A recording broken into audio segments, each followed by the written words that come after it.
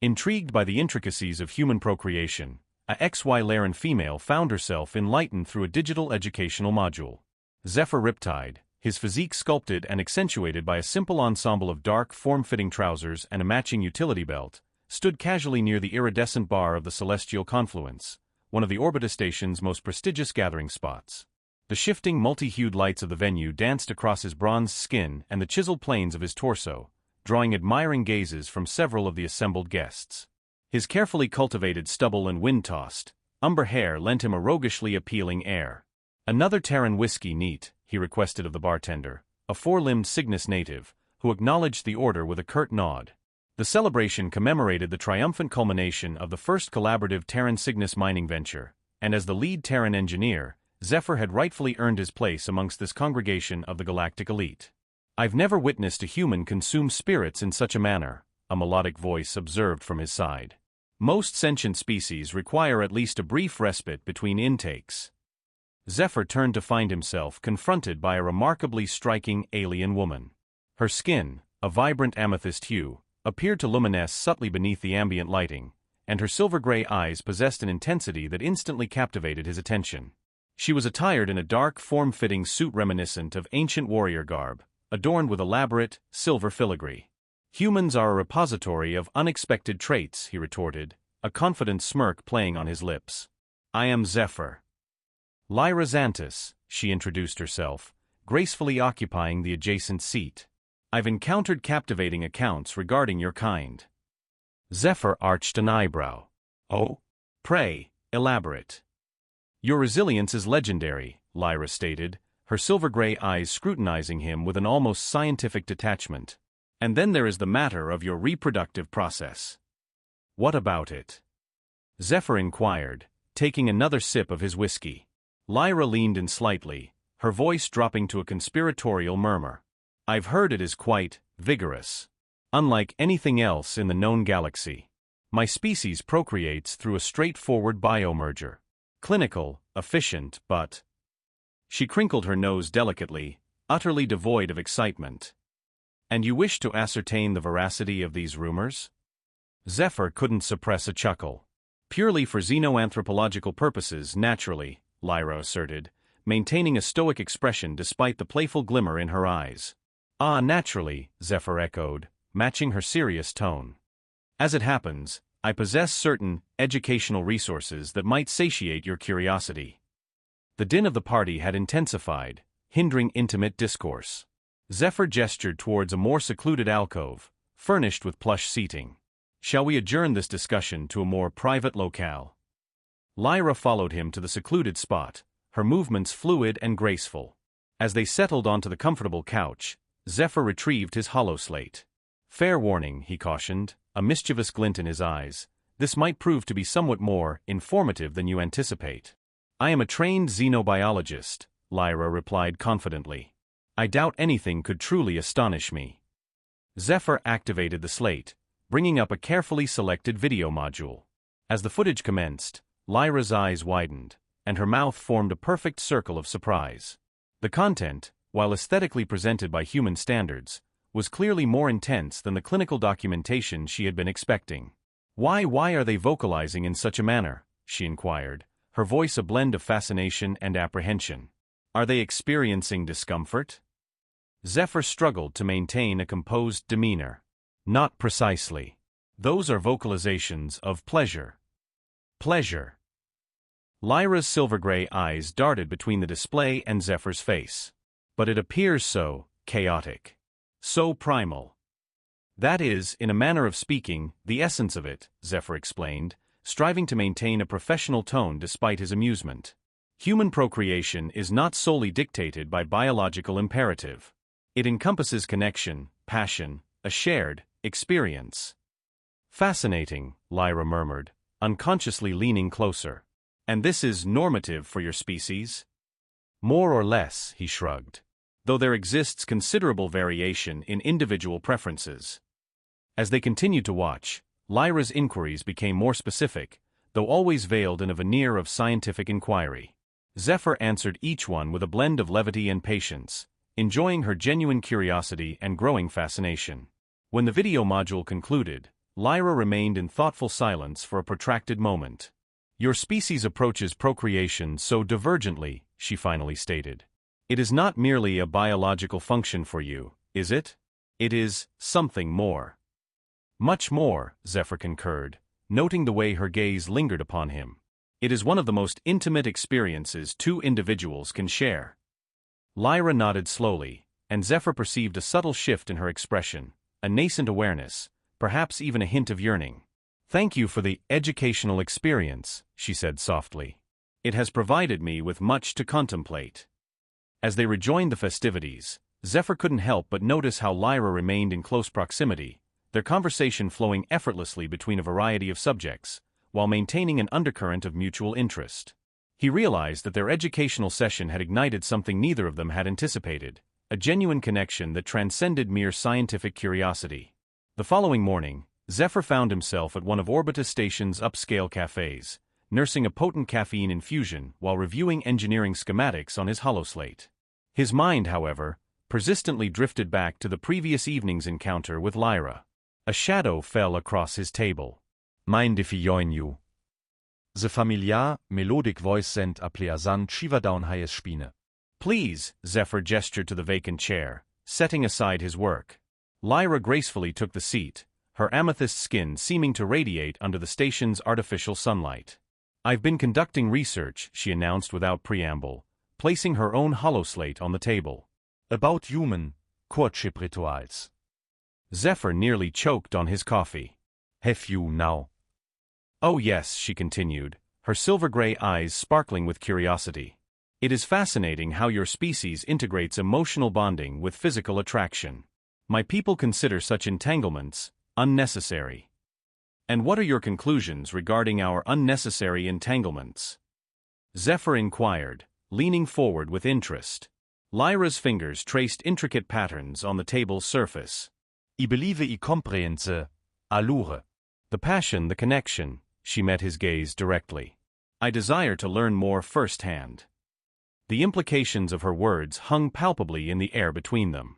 Zephyr scrutinized her countenance, noting the blend of scientific curiosity and something more personal in her expression. That is quite a proposition, he stated cautiously. Are you certain you comprehend the full extent of your request?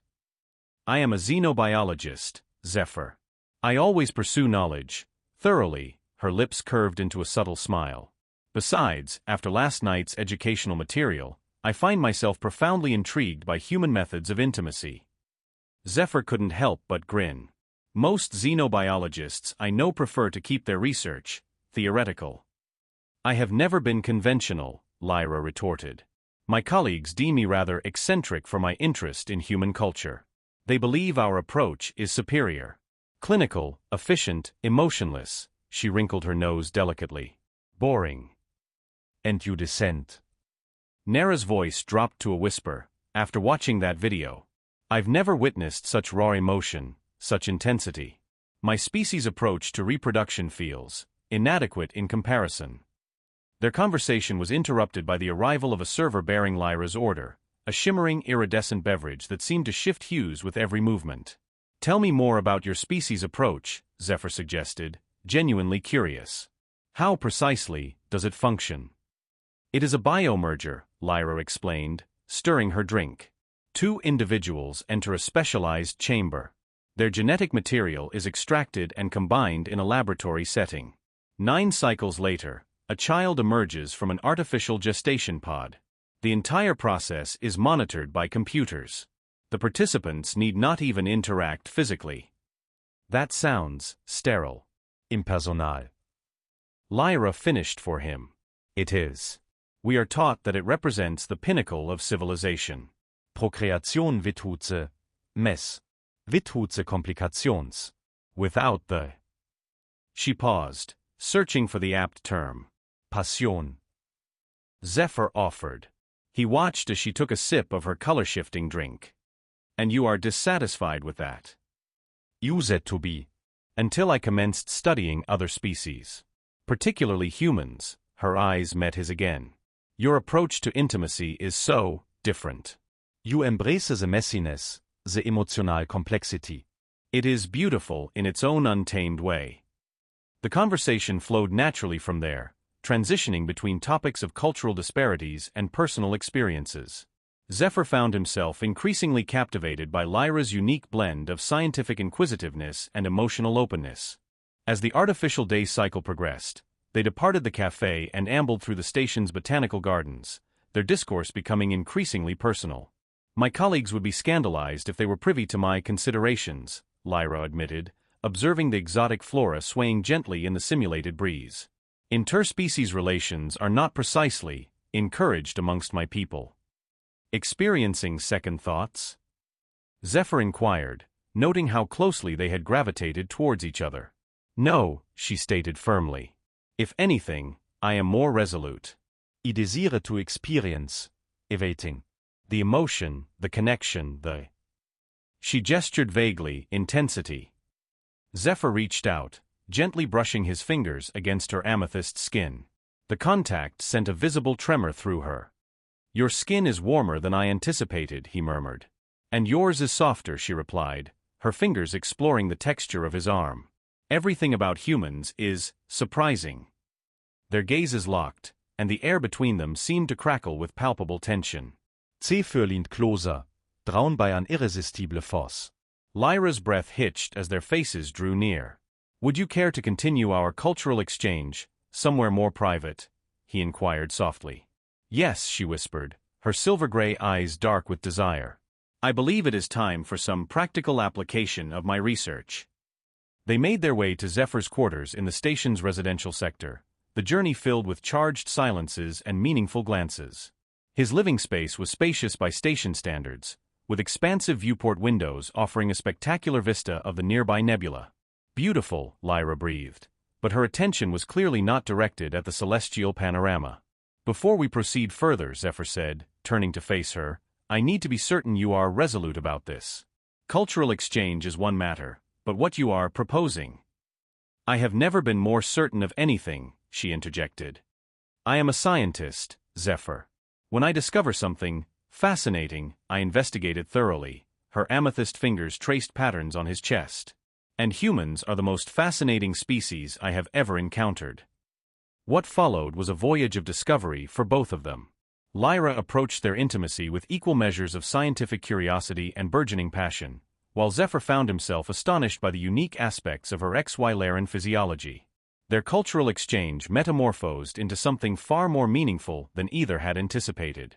Later, as they lay intertwined, watching the nebula's vibrant hues dance across the viewport, Lyra broke the comfortable silence.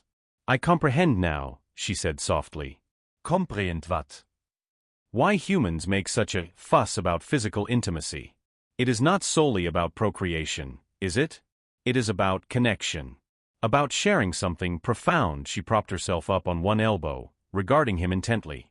My people have it all wrong. We have stripped away everything that renders it meaningful.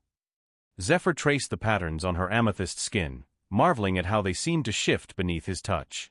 Every species evolves divergently. Your approach is not wrong. It is merely different. But it is incomplete, Lyra insisted. We have sacrificed something vital in the name of efficiency. She paused, carefully considering her next words. I wish to compose a treatise on this. Zephyr couldn't help but laugh. A scientific treatise? On human intimacy? Based on personal experience. Why not? Her eyes sparkled with enthusiasm. Consider it. A comprehensive study of human reproductive practices from a xenobiological perspective, focusing on the emotional and psychological aspects, rather than solely the physical process. And how precisely would you articulate that in academic terms?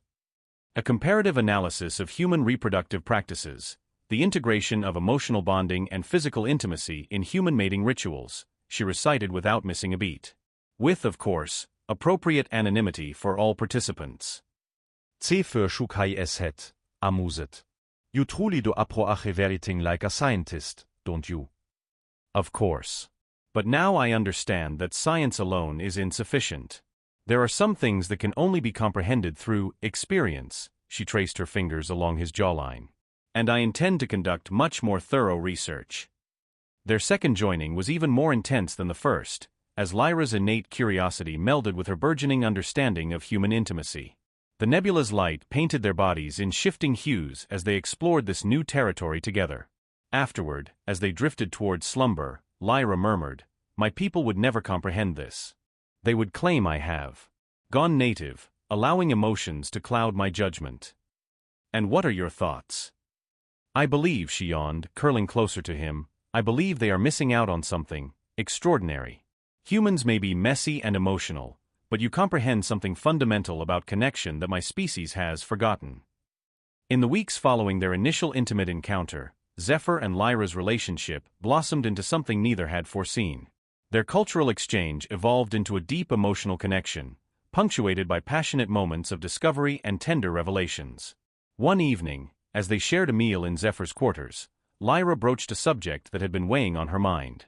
"My body's biological cycle is nearing its apex," she stated, pushing the exotic vegetables around on her plate.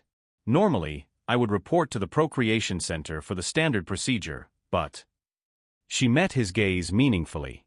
Zephyr set down his fork. "But I desire to attempt the human method," she said softly.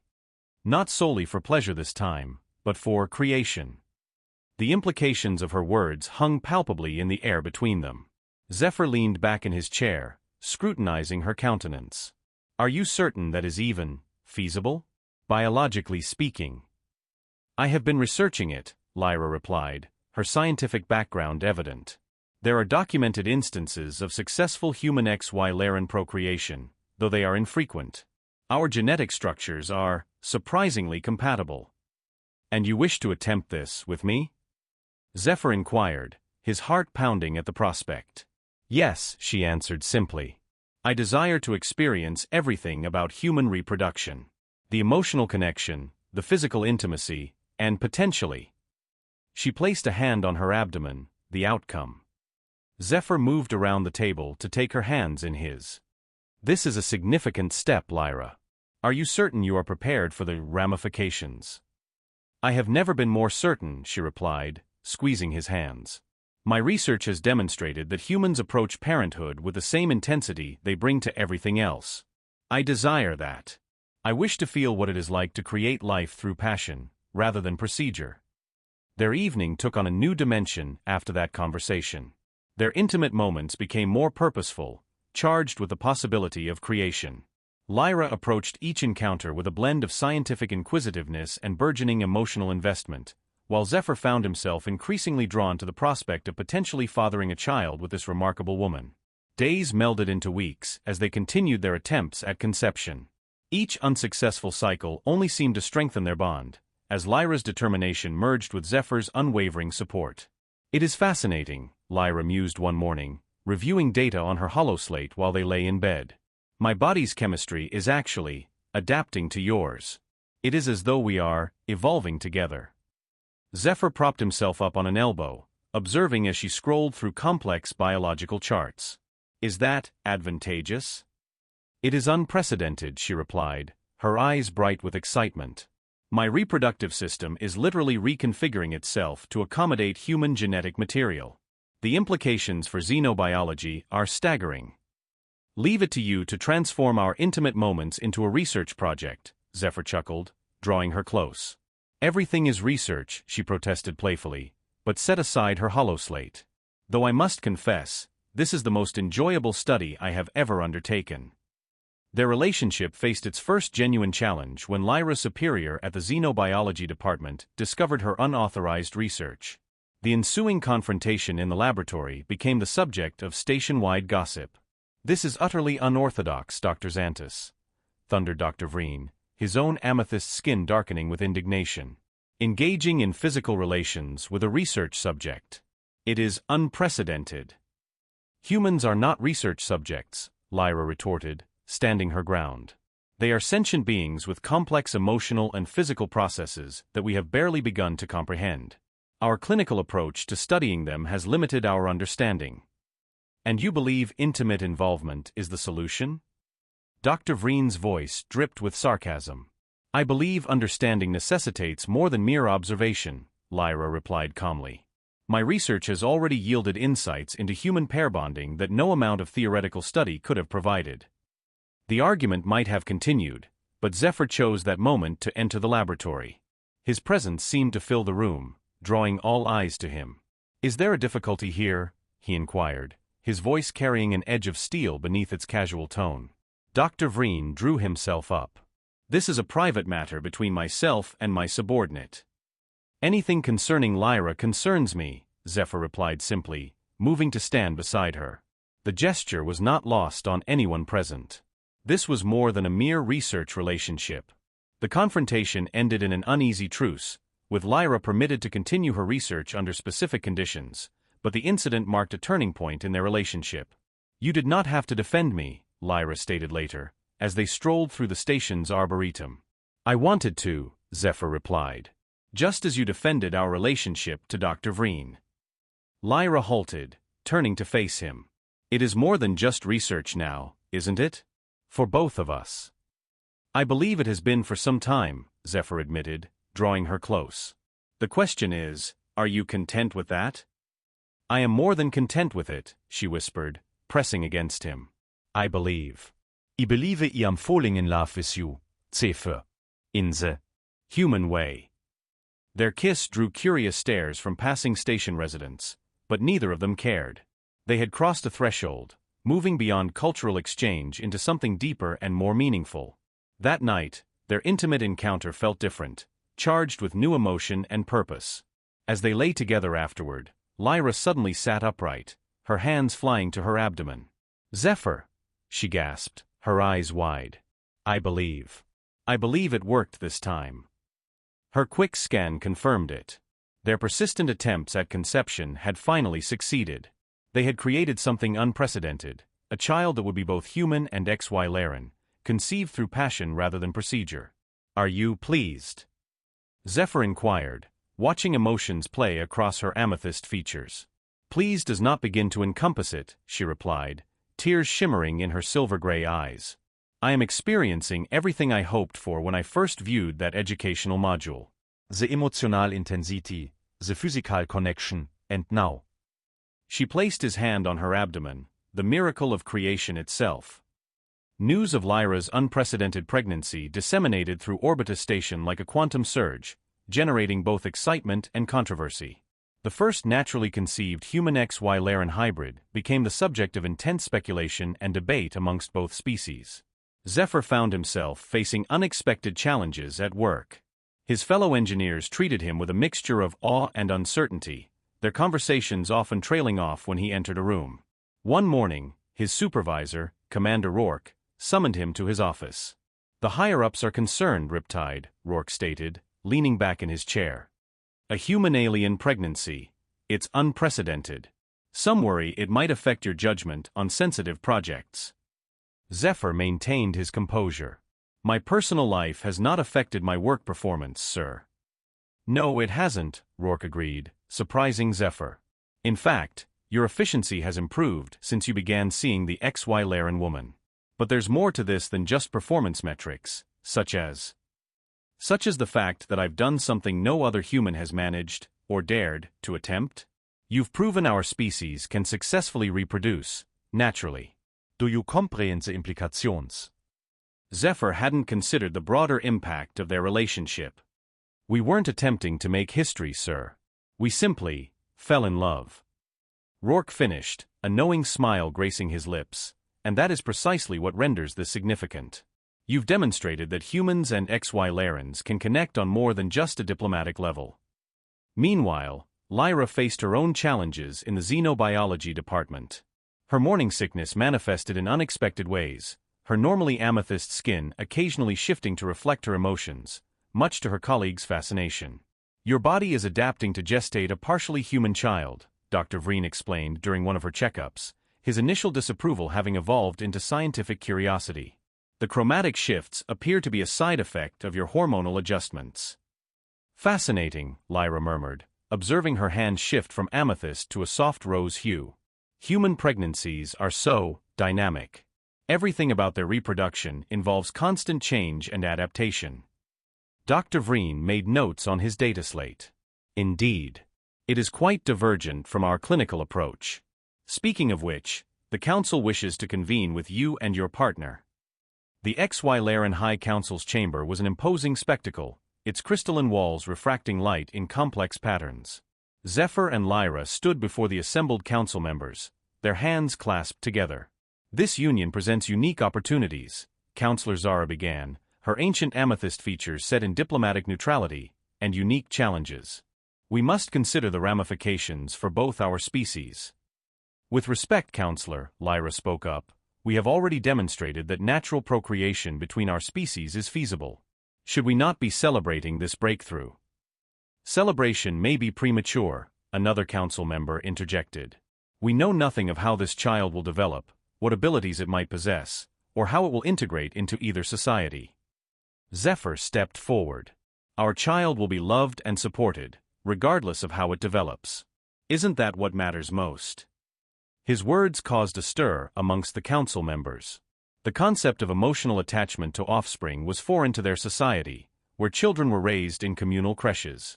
The human speaks of love, Councillor Tyra observed. This emotional investment in offspring, it is very characteristic of their species. Perhaps there is something to be gleaned from their approach. The meeting concluded with an unexpected proposal. Lyra and Zephyr would document their experience for both human and HFY Laren archives, creating a template for future mixed-species couples. Later that evening, in their newly shared quarters, Lyra worked on her research notes while Zephyr prepared a meal. The domestic scene would have been unthinkable months prior, when their relationship began with that educational module. I never anticipated this outcome when I first inquired about human reproduction, Lyra mused absently, stroking her slightly rounded abdomen. I was merely curious about the physical aspects.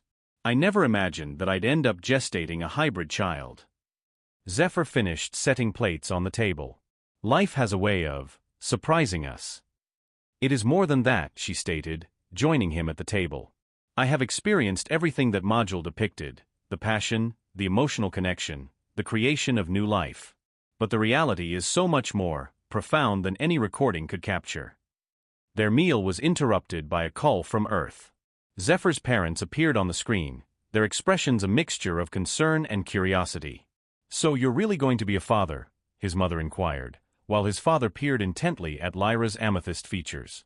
Yes, Mom. And before you ask, yes, we are sure about this. Well, his father cleared his throat. I suppose this makes us the first human grandparents of a half-alien child. That's something. Lyra stepped into view.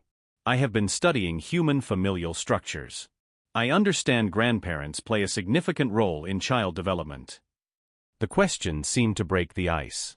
Soon, Zephyr's parents were enthusiastically discussing potential names and sharing family anecdotes, while Lyra took notes with her usual scientific thoroughness.